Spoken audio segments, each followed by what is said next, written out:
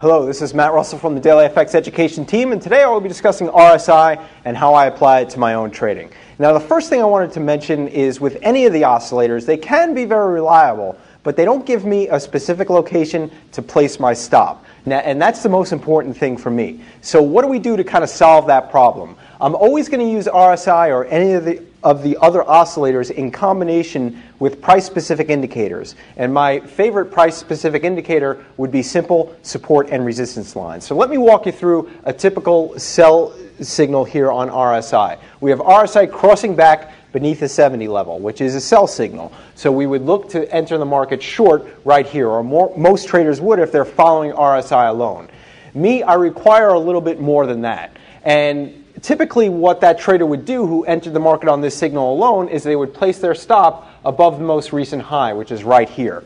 That's not good enough for me. I need a little bit more confirmation, and I want to have that confirmation be unrelated to the current price action. So I would look further back, and in this example we have a previous high, and you will often have these situations on your own trading when you do open up your own charts, and I would just simply use this line, use this resistance line as an additional reference point for the trade. Now, if this high didn't exist, I probably would not enter this trade alone based on the RSI signal. But I know here I have a valid resistance line. I'm going to enter the trade here and place my stop above that line. So I have two confirmations now, one with the RSI and the other with a price-specific indicator, a simple resistance line, which will increase the chances of success on the trade. The second thing I wanted to discuss tonight is a strategy that I designed a few years ago based on RSI. And it's sort of incongruous with what you might have learned so far from the course or even through your own learning, previous learning in terms of RSI. And what this strategy does, if you recall from the previous videos, the concept of divergence, which means prices moving higher and the oscillator not moving as high or even moving lower or moving flat or sideways, and that gives you divergence, which means that the trend could be weakening. What this strategy does is it actually buys, it's a breakout strategy using RSI as a confirmation, but in the opposite way you would imagine given the traditional sell and buy signals on RSI. So if prices break out to a 10-bar high, which they do right here, I'm going to enter the trade on the long side only if RSI is above the 50 level.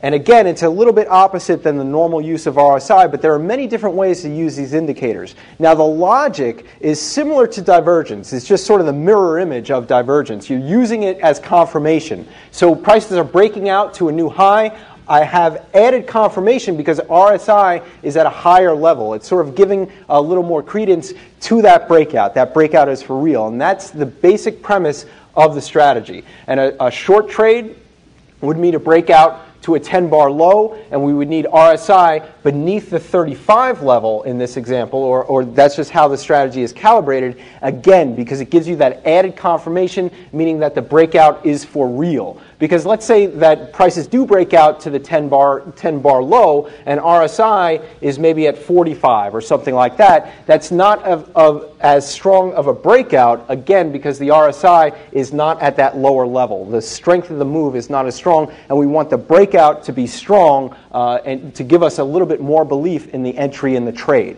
So again, there are two kind of different or contrasting styles in using RSI, but I just wanted to introduce this concept here to sort of open your mind to the different possibilities in using RSI and any of the other indicators for that matter. Again, my name is Matt Russell from the Daily FX Education team. Thank you for listening.